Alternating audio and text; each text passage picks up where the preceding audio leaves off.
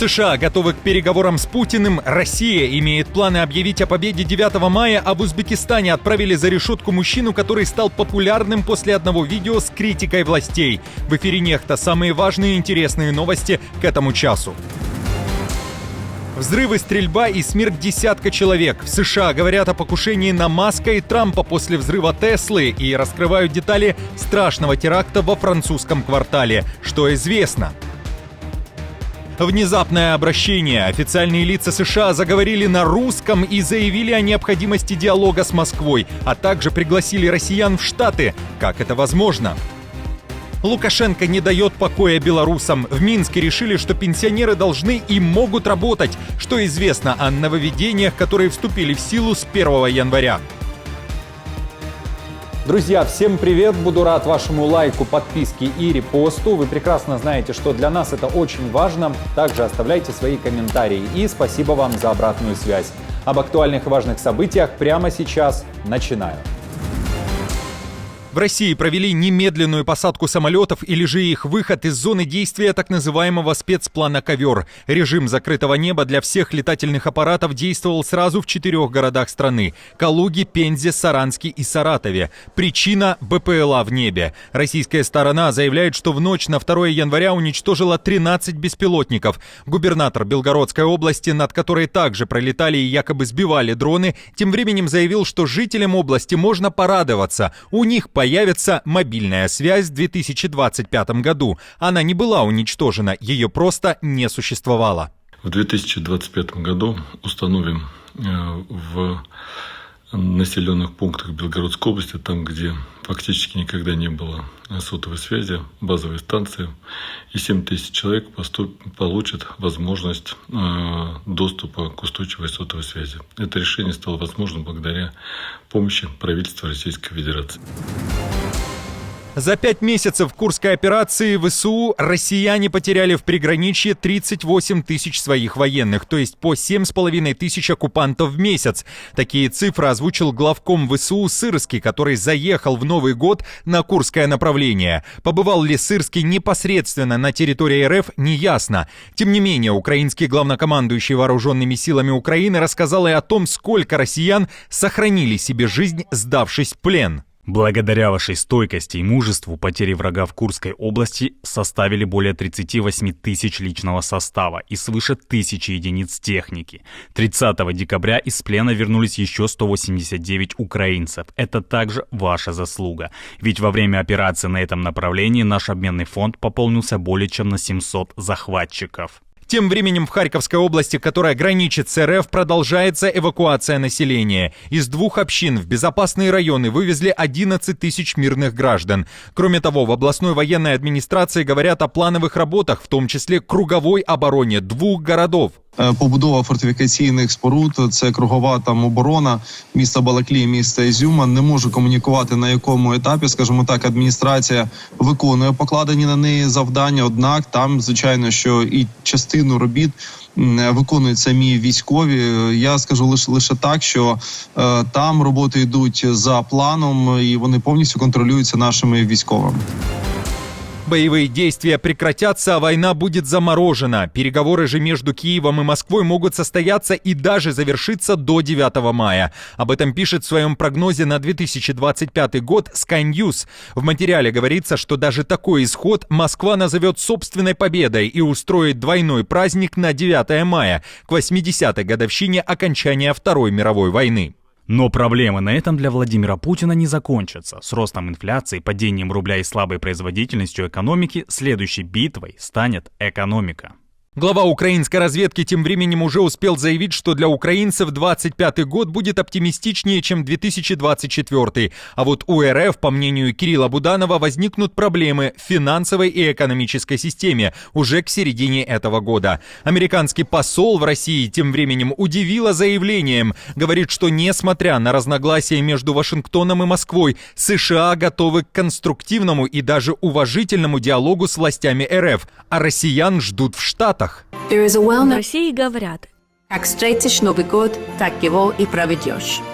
На пороге Нового года я твердо верю, нам необходимо продолжать сохранять способы поддерживать старые и налаживать новые связи между россиянами и американцами. BBC пишет, что представители украинской власти пока отвергают предположение, что приход Трампа в Белый дом обязательно означает, что мирные переговоры состоятся. Много разговоров о переговорах, но это иллюзия. Никакого переговорного процесса не может быть, потому что Россия не заплатила достаточно высокую цену за эту войну. О цене, но уже на газ для Европы, и о потерях для России, которая потеряла часть рынка сбыта, пишет вся мировая пресса.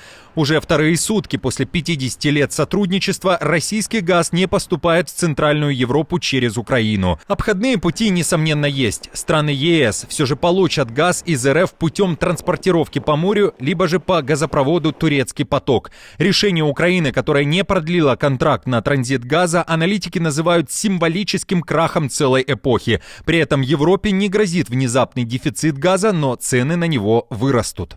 Для России потеря одного из двух оставшихся газопроводов в Европу сократит доходы примерно на 6 миллиардов долларов в год, согласно расчетам Bloomberg. Украина также лишится транзитных платежей и утратит свою давнюю стратегическую роль как поставщика доступной энергии для западных союзников.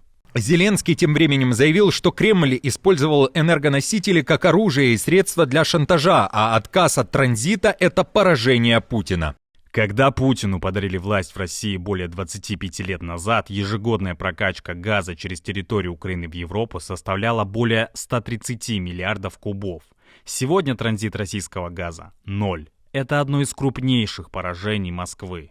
Кроме того, в Украине заявили, что сейчас осталось выдержать истерику некоторых европейских политиков, которые отдают предпочтение мафиозным схемам Москвы, а не прозрачной энергетической политике, вероятно, намекая на заявление премьера Словакии Фица, который угрожал оставить Киев без поставок дополнительной электроэнергии. В мировой политике абсолютно верно говорят. Не имеет значения, любят ли слоны друг друга или сражаются. Всегда страдает трава. Я не хочу, чтобы Словакия была такой травой, как мы видим в эти дни. Когда транзит газа через Украину будет остановлен, это будет иметь катастрофические последствия для всех нас в Европейском Союзе, но не для Российской Федерации. Не побоялся, раскритиковал и был за это отправлен за решетку. В Узбекистане на 15 суток арестовали мужчину, который был недоволен энергокризисом в стране. Видеоролик с его возмущениями стал популярным в сети, собрал сотни тысяч просмотров и, конечно же, дошел до правоохранителей. Послушайте, нужно что-то менять, так продолжаться не может, люди теряют терпение, вы все разрушаете, так нельзя, почему такая несправедливость, где наша власть, где ответственные лица? Объясните, почему мы вынуждены страдать, я возвращаюсь домой ни с чем, все, что остается, это терпеть и надеяться. Гайрат Дустов был недоволен ограничениями, которые ввело Министерство энергетики, в частности, ограничения в работе газозаправочных станций. Узбекистанец заявлял, что из-за этого он теряет возможность полноценно зарабатывать на жизнь. Мужчину признали виновным в мелком хулиганстве. Радио Озадлик уточняет, что согласно материалам дела он нарушил общественный порядок, оскорбив сотрудников газозаправки. И якобы именно один из сотрудников станции написал жалобу на возмущенного гражданина.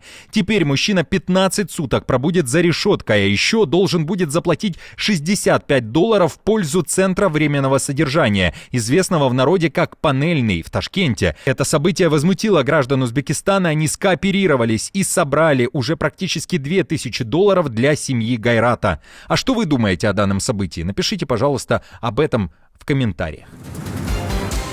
В США растет количество жертв теракта в Новом Орлеане. Известно о как минимум 15 погибших и 35 пострадавших. В новогоднюю ночь этих людей сначала переехал на автомобиле, а после и расстрелял 42-летний ветеран армии США Шамсуддин Джабар из Техаса. Трагедия произошла на Бурбон-стрит во французском квартале. Это центр города. Террориста убили во время перестрелки. В пикапе, на котором он влетел в толпу, нашли еще 2 взрывных устройства. ФБР сообщило мне, что убийца был гражданином США, родился в Техасе. Он служил в армии Соединенных Штатов в течение многих лет.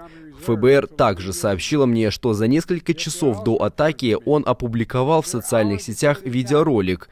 где указал, что был вдохновлен ИГИЛ и выразил желание убивать. Флаг ИГИЛ был найден в его автомобиле, который он арендовал для совершения этого нападения. И еще одно громкое событие произошло в Лас-Вегасе. На пороге Трамп-отеля взорвался автомобиль Tesla Cybertruck. Он был загружен канистрами с топливом и фейерверками. Байден говорит, что поручил правоохранителям проверить, связан ли теракт в Новом Орлеане со взрывом в Лас-Вегасе. На взрыв Теслы отреагировал и Илон Маск. Напомню, что водитель машины погиб, еще 7 человек получили легкие травмы. Вся команда руководителей Tesla сейчас расследует этот вопрос. Мы опубликуем дополнительную информацию, как только что-нибудь узнаем. Мы никогда не видели ничего подобного.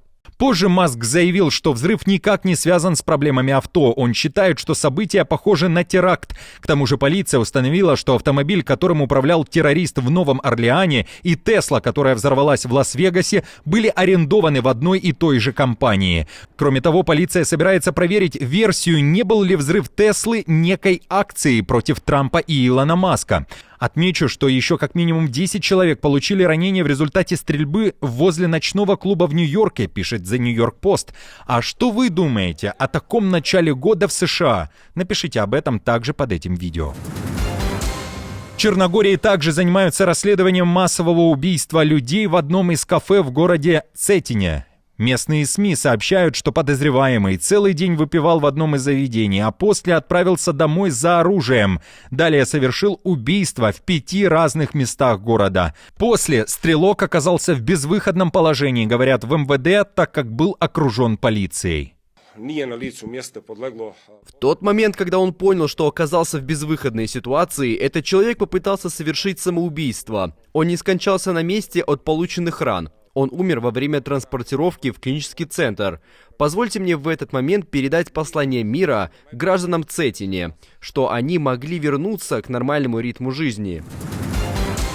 Лукашенко хочет, чтобы пенсионеры работали. С 1 января в Беларуси сняли ограничения на размер пенсии для работающих пенсионеров. Если раньше люди, достигшие пенсионного возраста, продолжали работать, то теряли часть своей пенсии. Сейчас же ограничения отменены. В Министерстве труда и социальной защиты считают, что нововведения могут стать стимулом для других пенсионеров страны, и те решатся выйти на работу, а не будут сидеть дома.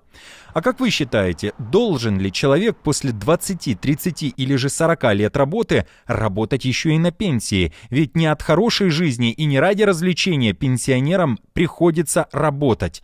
Поделитесь своей точкой зрения в комментариях. Друзья, на этом все. Не забудьте оставить свой лайк и комментарий. Мы же с командой продолжаем следить за самыми важными новостями. Оперативную информацию от Нехта ищите, как всегда, в наших телеграм-каналах или на платформе X. Спасибо вам за доверие и то, что остаетесь с нами. До новых встреч и хороших вам новостей.